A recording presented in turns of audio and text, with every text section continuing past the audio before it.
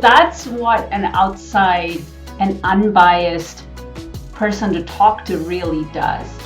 It makes you feel less like a crazy person, like there's something wrong and broken with you. What they're doing is validating the experience you are having. I'm so glad you're finally getting the time to chat because I feel this has been a long time coming. I've followed you so much on, Facebook, all the stuff that you post about like parenting, it resonates so much with me. And I'm like, "Ah, what would Visa do? Let me see. What has she posted today?" It's, uh, I feel the way you empathize with kids, but at the same time, recognizing and realizing the challenges we have as parents. That's huge. I think not all of us realize that so much, right? We're always about, I need this thing done, and I don't care how I'm going to get there.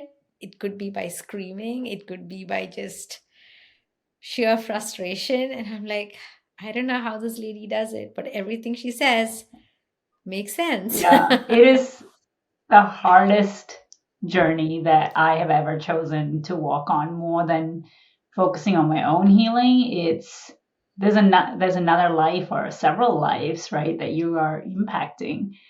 And it's hard balance between, yeah, the traditional parenting style, the yelling and the screaming and sometimes smacking. Our parents smacked once or twice, right? Yeah. And we turned out fine, or so we tell ourselves. And so we're like, sometimes I just wish we could go to the traditional parenting. But in the long run, that is not helpful, especially in the world we live in. The world we live in is very different to the world like our parents, brought us up in. And as a parent, we have to adapt if we want to maintain that connection with our kids. Yeah, no, absolutely. I'd love to. I know we just like dived right in because I'm so excited to talk to you. I'm like, it doesn't matter. But, I'd love for everyone to just hear your story, your background. What is it that you do? And just sort of your journey into becoming, becoming a parenting coach. And I'd love for them to hear that, from you because I'm biased. So, You're very sweet. So I am a parenting coach and I help parents build a deep emotional connection with their children so that it lasts a lifetime. The biggest request that I get from parents is that I want my kids to be able to come to me with anything. And there's a lot of work that goes behind that if you want that to be true. It's not enough just to say it in words. We actually have to embody like what creates such a safe parent that your kids will come to you with anything, right? So that's the work that I do with all my clients. And I do it in a very different way. It's not about focusing on the kids and getting them to change. Majority of the work that I do with my clients is on helping them heal their own emotional wounds so that they're not projecting it onto their kids and therefore disconnecting from them. So my story of how I got here is a very interesting one. So I had a very traditional upbringing. I was born in India and I lived there until I was 11. And then when I was 11, my parents decided to move to England. So I was uprooted from everything that I'd ever known and abruptly moved to England. And, the challenges that come with moving when you're 11, I experienced all of it: the bullying, the racism, the insecurities about who you are and how you fit in, the fear of not belonging. I experienced all of that. But when you're growing up, you don't realize that. You just think this is life and you just kind of experience it with just pulling up your bootstraps, right? Because our parents weren't tasked with asking us, how are you feeling? How are you handling this? Schools are very different nowadays, and the language that we use with our kids is very different nowadays. But I didn't have it at the time. So I just went through life. At 21, I got married and I moved yet again from England, uprooted my whole life and moved to the US. And with that, again, came a lot of challenges. I had a really hard time adjusting. I felt very homesick. I felt very lonely. And as a result, I experienced depression. And then at that same time, I was doing my MBA. I started my corporate career in the US. Around the same time, I was diagnosed with an autoimmune disease. So it was a lot. I was handling a lot in my early 20s. I got diagnosed with like lupus and rheumatoid arthritis. And then came another bout of depression, handling this news that I had chronic illness for the rest of my life. And there was only treatment, there's no cure. And so, life just carried on. I dealt with it the best way I could. I had two kids.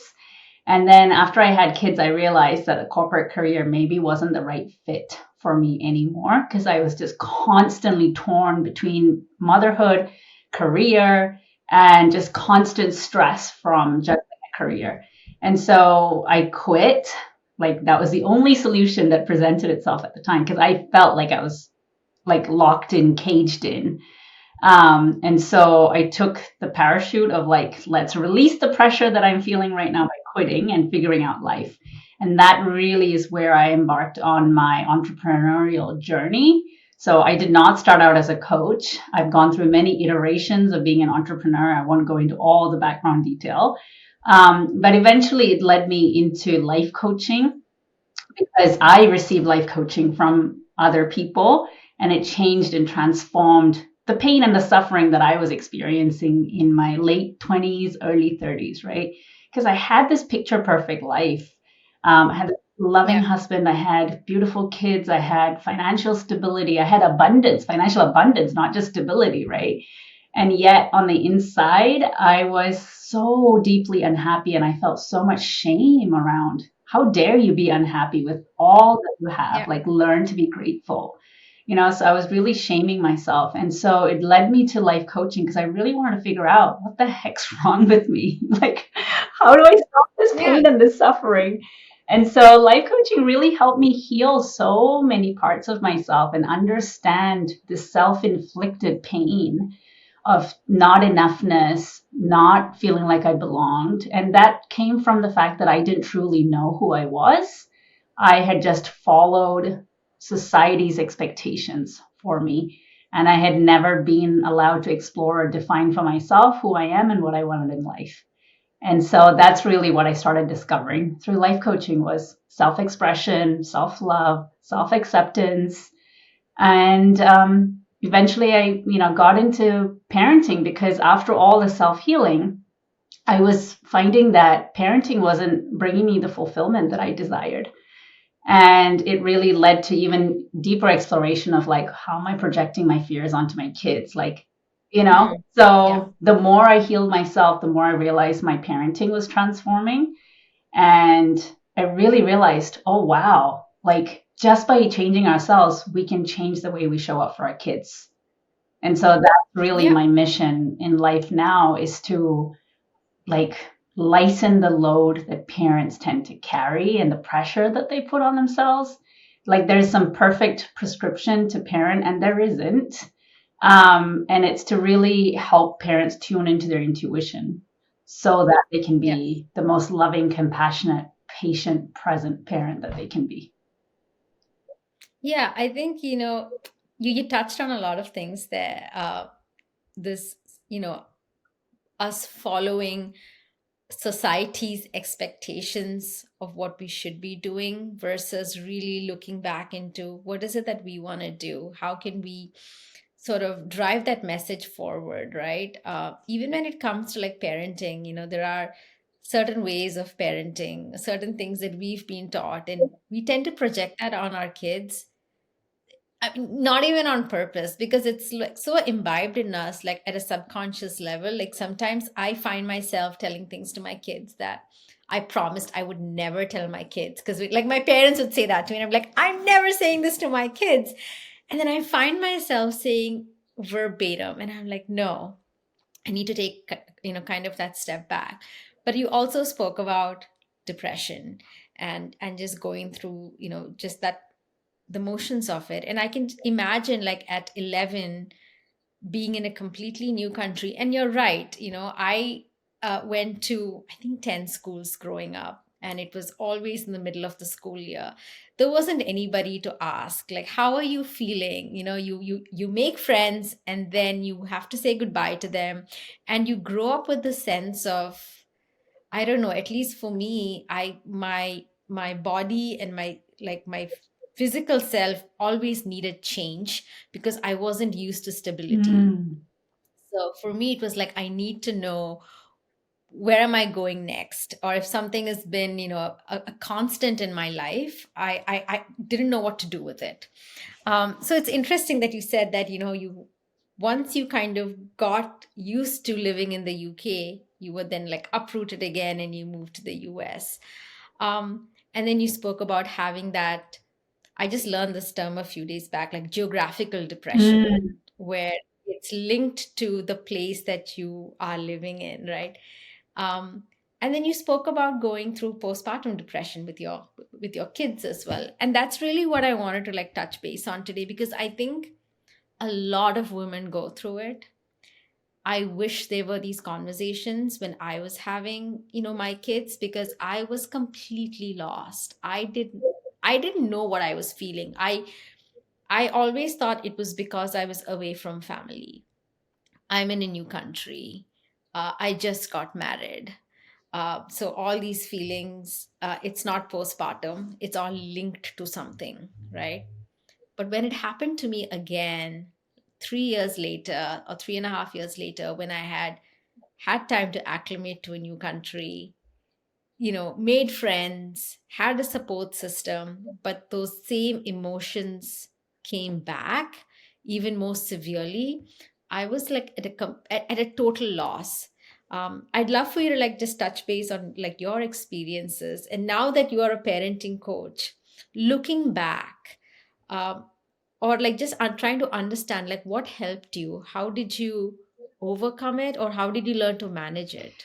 Yeah, so I think like for every woman that goes through pregnancy, there's a certain level of expectation that comes with how you believe you're going to feel when the baby finally arrives. And the story that we are fed is this is the happiest you're ever going to feel. Your heart is going to crack open and all of this love is going to pour out and it's going to be blissful and joyful. That is the Yeah. story we are fed over and over and over again. And I truly, truly believed with every ounce of my being that that's how my experience was going to be. And it was nothing like it. It was a very dark place. I had no connection with my baby whatsoever. I wanted nothing to do with him. I was literally a feeding machine keeping him alive. My mother had flown out to help me. And I remember she would bring the baby to me. I would feed him, which was such a task. It was not an easy, like, he didn't know how to latch properly. Like, it was just, and I wasn't producing enough milk. So, all of these struggles, right? And I felt literally chained to him. Like, I remember having this visual of my ankle, like a literal ball and chain around my ankle, weighing me down, imprisoning me into my home that I couldn't even step away to go to a restaurant for 30 minutes to have a meal with my husband. Like he had to come with me or Yeah. there is no restaurant, right? Like that is how resentful I was of him. And it scared me so much because I was like, there is something deeply wrong with me that I don't feel happy. And there was the lack of sleep. Like my baby was not sleeping at all. And I remember just crying so much because the loneliest time is in the middle of the night when Yeah. everybody else gets to sleep and you don't. And the amount of resentment like is 10x right in the middle of the night because that is when it's like 3 a.m. The baby just wants to be held. You just want to be in your bed sleeping and you cannot. Yeah. So it was a really hard time. And I remember like after the 6 week mark passed, the baby blues supposedly was supposed to have worn off. And I was thick in the middle of it. And I just remember telling my husband, something is not right because I just want to cry all the time and I do not want to face life. Like I just want to be in bed sleeping all the time. Yeah. And so I was like, I need to go talk to somebody because I don't think this is healthy. And I don't think it's just a matter of time because my deepest fear was, what if this stays forever? And Yeah. I couldn't face another 6 weeks of it because 6 weeks had already felt like a lifetime. So I don't know where I got the courage from, but I really like dug in my heels and I was like, I need to go talk to somebody like today. And so I just remember looking through like whatever resource we had at the time, calling somebody up and getting an appointment to go talk to just some random counselor. I didn't even care who it was. I was just like, I need Yeah. somebody to talk to so that I can tell me what's wrong with me and what is the solution. And that's how it really started. And thank God for this counselor because she was able to pinpoint correctly and say, like, you are not sleeping enough, which is why you feel part of the reason you feel this way. And so talking to her was like getting a permission slip that somebody now needed to take over and handle the baby's sleep at least for 1 or 2 nights so that I could feel like a sane person.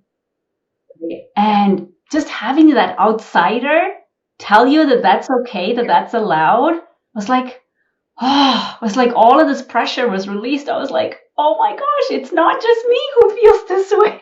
Right. Yeah. Like an actual expert who knows what they're talking about tells me it's normal too. And so that's what an outside and unbiased person to talk to really does. It makes you feel less like a crazy person, like there's something wrong and broken with you. What they're doing is validating the experience you are having. And when a Yeah. person is suffering, you don't need to swoop in with the medicine or the antidote to the suffering. The antidote is that someone listens and validates that what you're going through is okay, is normal. That's Yeah. why talk is so important. And forming a community and having these type of conversations is so important. Like there's so much relief in knowing I'm not the only one, that there is so many people that go through this.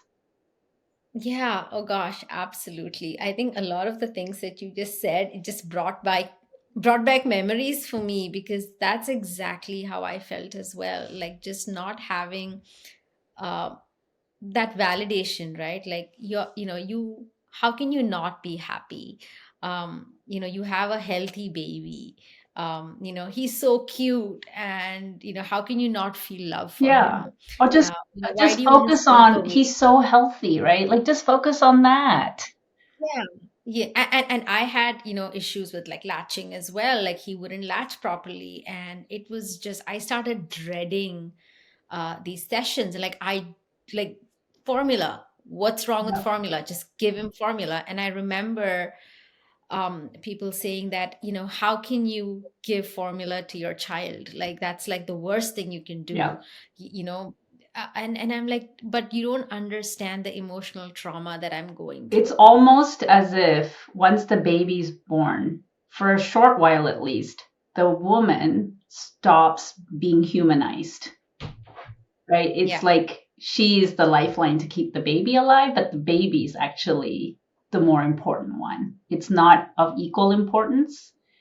And Yeah. you almost become the feeding machine and the one that needs to hold the baby, right? Yeah. So I totally get what you mean about dreading feeding time and the baby's well-being put over yours, because I too felt the same way. I was like, I don't want to breastfeed. Let's just give him formula. I think that will resolve some of the feelings that I'm feeling.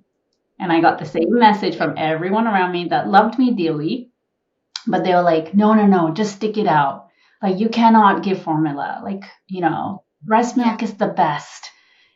Your baby will thank you when I'm like, I don't think that that's like on the agenda for kids, like when you're 18, like, thank you for breastfeeding me, mom. Like, I am who I am. No, I mean, I remember it got so bad for me after my second son. Like, my husband had to travel. And I remember I was just broken down completely, fully. Like, I had two kids. I didn't know what to do with them. My mom had already gone Mhm. back. And I was a complete mess.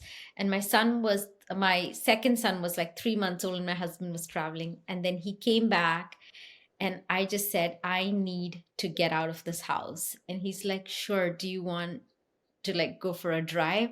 I'm like, no, I want to get out of this country. And he's like, okay. And he didn't realize I was serious. But for me, it was about, like you said, that we dehumanize the person, that I just wanted to feel like myself Mhm. again. And for me, the only way for me to do that was to sort of go back, like, go back to Dubai, to when I was single and like not a mother or not a wife. And I just wanted to get in touch with that part of me, to just remember who I was, Yeah. right?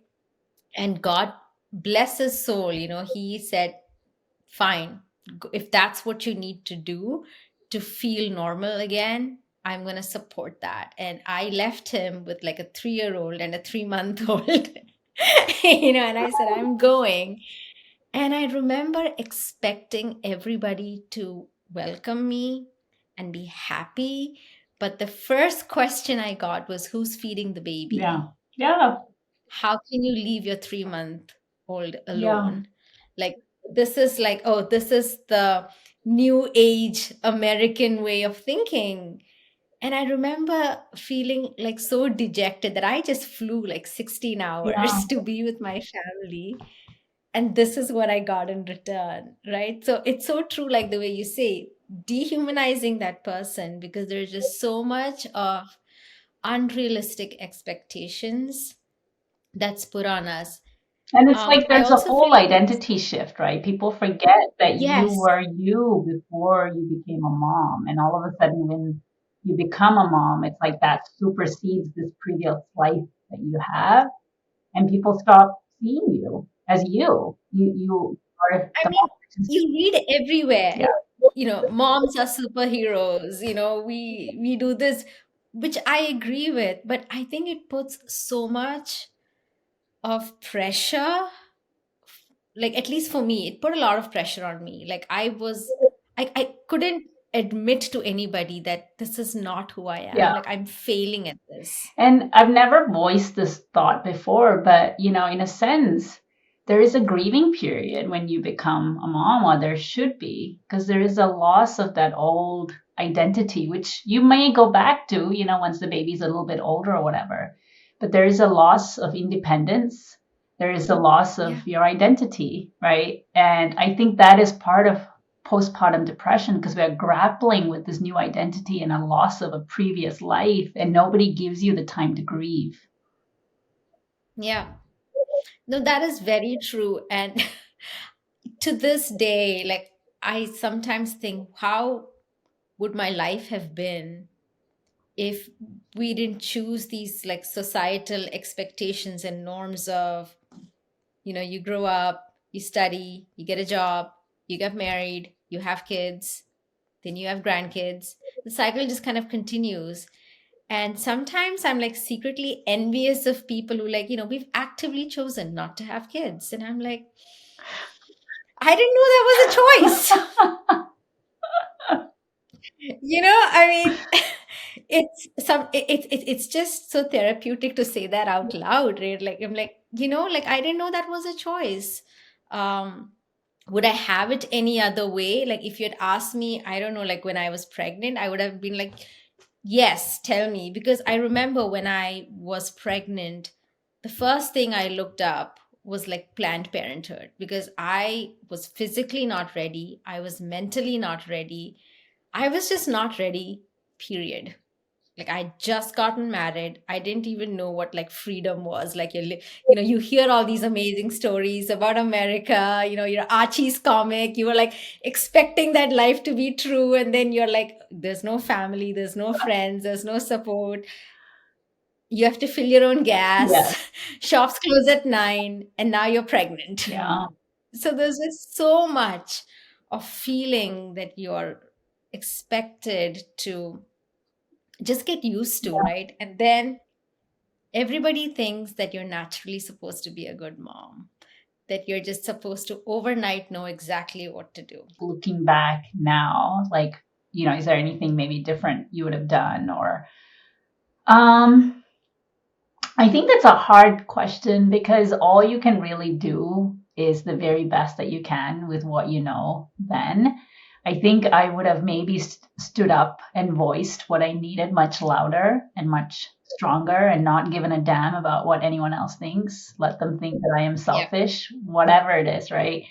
I think I would have said, this is for my own mental well being. A happy mom means a happy child. And if that means I need to give him formula so that I can be more well balanced, then so be it, you know? Yeah. So that's probably what I would do differently if I could go back in time and advise my younger self. It's like, don't be Yeah. scared. Whatever decision you make is going to be the right one because it feels right to you. So trust your gut more Yeah. and don't be scared to express what you want because as long as you love the baby's going to be fine, Yeah. right? And in order for you to be Exactly. able to love the baby, you need to feel good about yourself and your life. Yeah.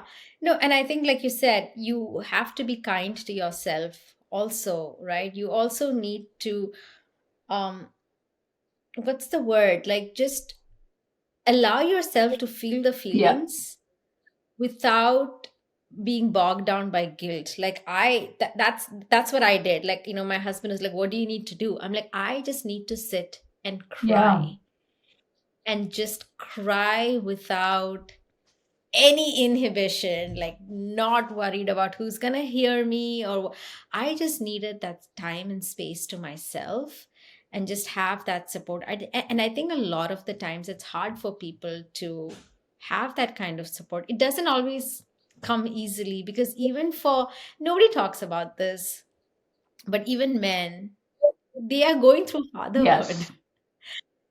Right? And there are expectations on them as well, at least like living here, right? I don't know how it is in other places, but at least with my husband, he went through that entire phase of, oh my God, what am I doing? There's a living creature in my house. My wife is definitely not in the state of mind to do her Yeah. part. Like, what can I do? Like, or what should I do? Or how can I love this baby or take care of this baby or do stuff? And I remember like him telling me also, like, be kind to yourself. Like, it's okay, like we are in this together. Whatever you need, don't feel uh you know don't feel like what your parents did, or what your aunts did, or what your uncles did, or what my parents are doing, like dictate stuff to you. So there is all of that pressure, and I think, like you said, it's so important to be kind. And it's also hard, like, at least like for you, you felt that it was it was almost like you didn't have a choice. You had to speak to Mm-hmm. somebody. And I remember, for me, it was hard. Like, I just couldn't bring myself to admit the fact that I needed to speak to somebody, until it got so detrimental that I was like, you know what? I can't be the best mom. So maybe I shouldn't be alive. Like, I Mm-hmm. should, give, like, it came to Yeah. that point in life where my husband was like, you better go speak to Yeah. somebody, because this is not working out for you. But it's also important to realize that there are resources right now, there is help right now, and there are tactics and techniques that you can use to sort of successfully manage it or come out of it. And I feel like with the work that you're doing in that parenting space, right, it makes sense. Like, if anybody's thinking of becoming a parent or have kids right now, I always feel like my postpartum comes back every year. Like you said, every year the kids grow up. I'm like, nope, I don't know why I did this, Yeah. or how can I. And so postpartum is, at least for me, it doesn't stop at a certain time, or it's not limited to giving birth and dealing with the baby. It's almost continuous and ongoing as your child, you know, grows, because it's a different experience every year. That is so true that the motherhood or the fatherhood journey never truly ends because what the child or the children, they are becoming their own individuals, right? And as a parent, there are certain expectations or hopes that you have for your child. And oftentimes they might be in direct conflict with each other, or it might fall short of your expectations, or it might not be on the timeline that you want, or you might realize that your child is the complete exact opposite of you, or they're becoming the person who you wish you could be, but you were never allowed to be as a child, right? So there are all these really complex layering that happens as you see your child grow up, and you get triggered and reactive in so many ways. I always Yeah. say that our children choose us so that they are sent to us so that we can work and heal our deepest wounds. It's not the other way around. Like we weren't, you know what I mean? Like our kids chose us so that we could do the work of healing ourselves. So their job is to trigger us, right? Yeah. Which is why parenting is the hardest job in the world. That's really difficult because I think that's why so much of traditional parenting, there's so much conflict involved because the parent is saying, no, this is not who you ought to be. This is who you should be. Like, this is what I need you to be, right? Respectful. Don't like express your opinion too loudly, right? Et cetera, et cetera, et cetera. The list goes on.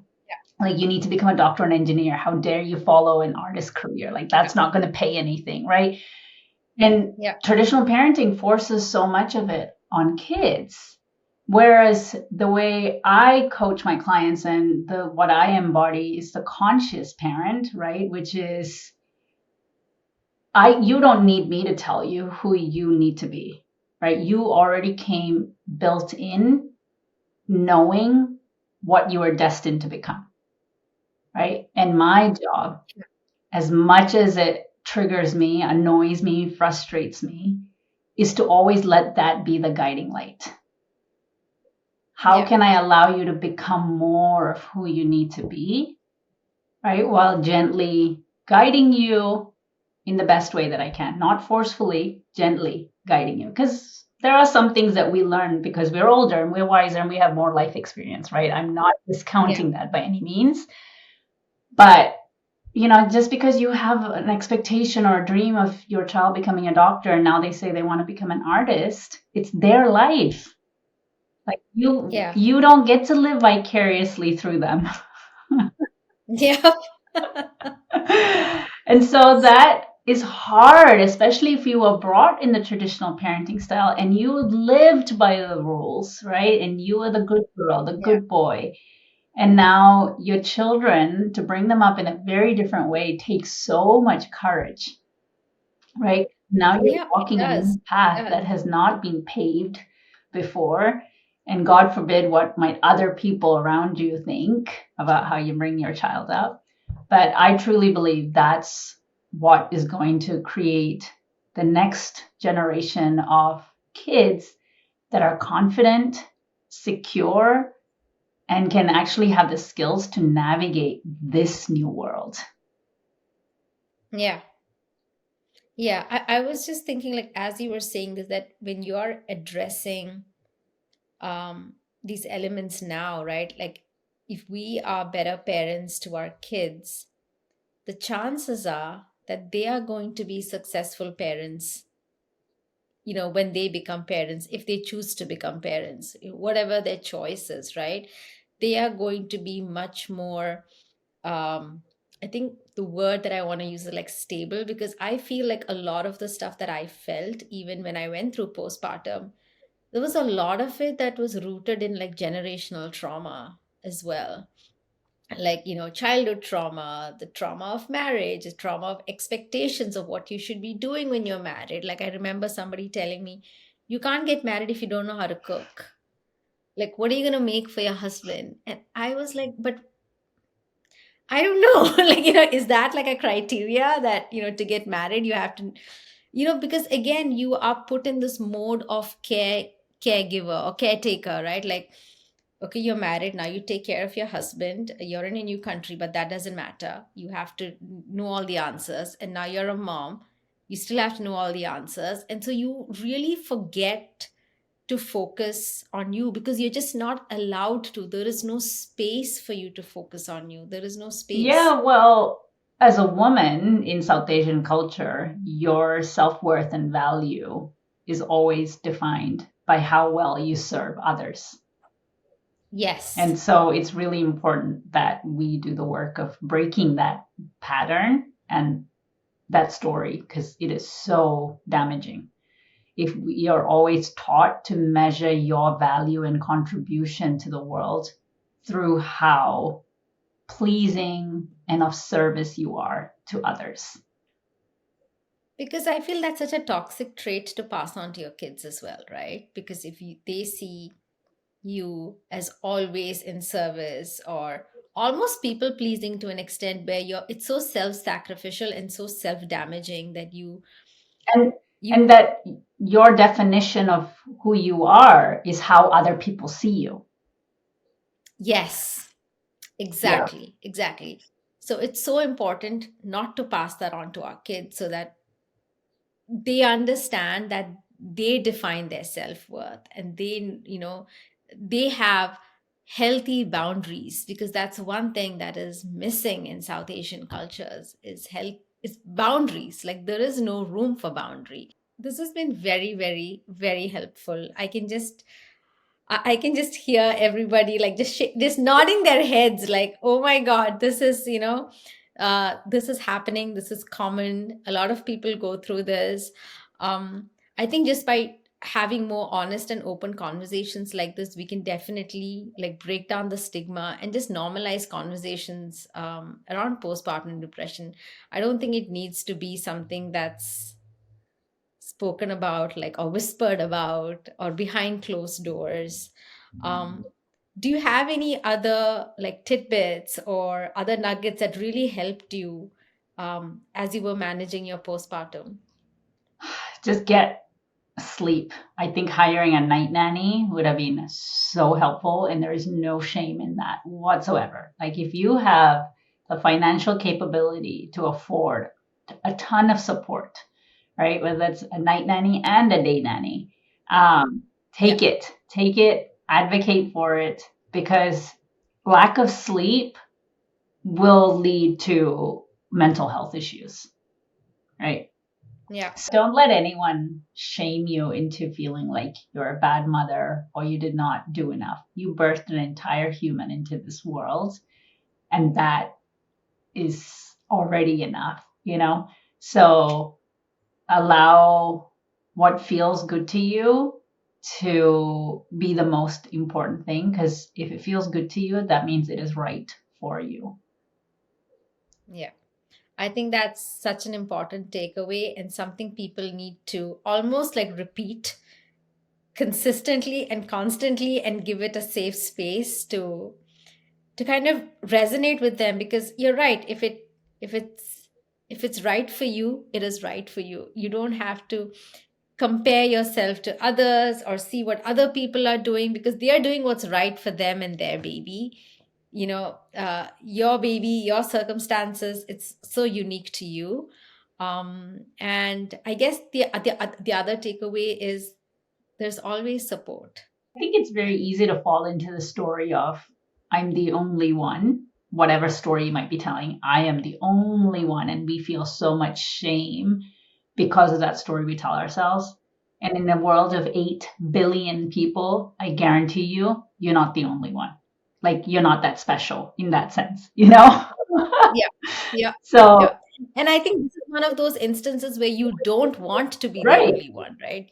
But we tell You, ourselves the story of something's seriously wrong with me. I can't say this out loud because I'm probably the only one who feels this way. yeah, And the shame is what leads exactly. to the isolation and the suffering. And the only way to break the shame is through sharing.